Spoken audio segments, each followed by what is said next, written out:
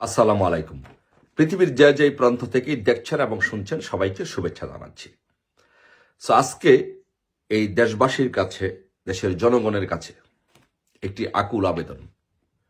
সেই আবেদনটি হচ্ছে, আপনারা যদি দেশকে বাঁচাতে চান, দেশের জনগণকে বাঁচাতে চান এবং নিজের পরিবারকে বাঁচাতে চান, তাহলে আপনাদেরকে বলবো এখনই অতি দ্রুত আন্দোলনে নামতে হবে এবং দেশ বাঁচাতে হলে, পরিবার বাঁচাতে হলে শেখ হাসিনার কোনো বিকল্প নাই। বাংলাদেশে শেখ হাসিনাকে লাগবে, শেখ হাসিনাকে আনতে হবে। কারণ আমি আপনাকে বলি, কেন আপনার পরিবার বাঁচাতে হলে, দেশ বাঁচাতে হলে শেখ হাসিনাকে লাগবে। আজকে আপনি দেখেন, দেশ যদি না বাঁচে তাহলে আপনার পরিবারও কিন্তু বাঁচবে না। আজকে বাংলাদেশে বিদ্যুতের যে একটি অবস্থা হয়েছিল, আপনি একবার চিন্তা করে দেখেন, দেশরত্ন শেখ হাসিনা যখন বাংলাদেশে সরকার প্রধান ছিলেন, তখন বাংলাদেশে 100% বিদ্যুতায়ন ছিল। প্রত্যেকটি গড়ে গড়ে মানুষের, সবার ঘরে ঘরে বিদ্যুৎ ছিল। এই গরমের মধ্যে মানুষ বিদ্যুৎ ব্যবহার করে তারা সুন্দরভাবে জীবন যাপন করতে পেরেছিল। মেল, ফ্যাক্টরি, স্কুল, কলেজ, বিশ্ববিদ্যালয় থেকে সহ মানুষের ব্যবসা প্রতিষ্ঠান সবকিছু সচল ছিল। আজকে কি হয়েছে?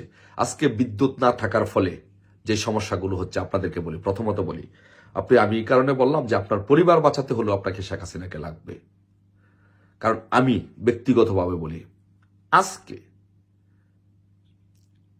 আমার পরিবার, আজকে বিদ্যুৎ না থাকাতে আমার পরিবারের 2 জন সদস্য আজকে হসপিটালে। একজন হাই প্রেসারে, মা বিদ্যুৎ না থাকার কারণে গরমে হাই প্রেসার হয়ে, গরমের কারণে অসুস্থ হয়ে এখন হসপিটালে যাচ্ছে। বোন হসপিটালে, ডায়রিয়া হয়ে হসপিটালে। এই রকম পরিস্থিতি বাংলাদেশের সৃষ্টি হচ্ছে। তো আমার বোন, আমার মা যদি এই গরমের কারণে, এই বিদ্যুৎ না থাকার কারণে সাফার করে হসপিটালে থাকে, তাও কি প্রাইভেট হসপিটাল আছে। অনেকের তো প্রাইভেট হসপিটালে তাদের পরিবারের সদস্যদেরকে চিকিৎসা করানোর সক্ষমতা নাই। তারা কি করবে? তাদের পরিবার কিরকম সাফার করবে? আপনি একবার চিন্তা করে দেখুন। তাই আমি বলি, বাংলাদেশের পরিস্থিতি যেই দিকে যাচ্ছে, ভয়াবহ পরিস্থিতির দিকে যাচ্ছে। এই জন্য অবশ্যই আমাদের শেখ হাসিনার মতো একজন লিডার লাগবে। তারপর আপনি দেখেন, পাম্পগুলোতে দেখেন দীর্ঘ লাইন, মানুষ গাড়ি চালাতে পারছে না, মোটরসাইকেল চালাতে পারছে না, দীর্ঘ লাইন গাড়িতে মানুষ কর্মস্থলে যেতে পারছে না। এইভাবে কি হবে? আস্তে আস্তে একটা রাষ্ট্র, স্টেট কলাপস করবে, ধ্বংস হয়ে যাবে। এর ফলে যদি তেল না থাকে, আপনি যদি কাজে না যাইতে পারেন, আপনার ফ্যাক্টরি চালাতে না পারেন, আপনি কোন দল করেন, কোন মতের, কোন পথের, সেটা কিন্তু ব্যাপার না। আপনার প্রতিষ্ঠান বন্ধ হয়ে যাবে, আপনার নিজের পরিবার সাফার করবে, আপনার পরিবার সাফার করবে। তাই এই দেশের অর্থনৈতিক অবস্থাকে সচল করতে হলে, আপনার পরিবারকে বাঁচাতে হলে, আপনাকে বাঁচাতে হলে অবশ্যই একজন শেখ হাসিনা লাগবে। আপনি দেখেন রাস্তাঘাটের অবস্থা, দেখেন আজকে যেই রাস্তাঘাটগুলো ছিল শেখ হাসিনার আমলে, কত সুন্দর সুন্দর রাস্তাঘাট করেছে, আজকে সেই রাস্তাঘাটগুলো মেরামত পর্যন্ত করতে পারতেছে না।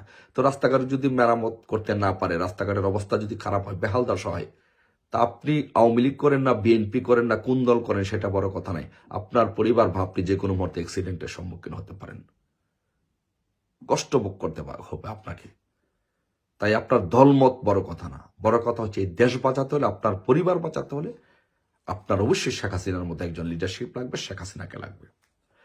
হামের টিকা নাই, টিকা না থাকলে টিকা দিবে কোথা থেকে?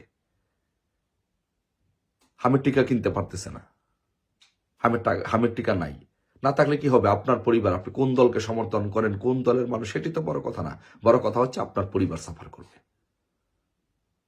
কিন্তু এই সরকার, এরা হচ্ছে বিদ্যুৎ, তেল, হামের টিকা, দেশ, রাস্তাঘাট, এগুলো নিয়ে ব্যস্ত নাই। ওরা ব্যস্ত হচ্ছে আওয়ামী লীগ নিধন করতে হবে কিভাবে, লুটপাট করতে কি হবে। দেশটা একটা লুটপাটের মহোৎসব চলছে, আওয়ামী লীগ নিধনের মহোৎসব চলছে।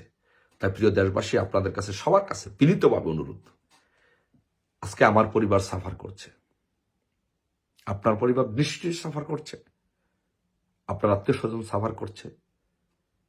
তাই সকলে আসুন, কোনো দলমত নাই। আমি মনে করি শেখ হাসিনা এখন কোনো দলের নেতা না, শেখ হাসিনা হচ্ছে বাংলাদেশের মানুষের নেতা।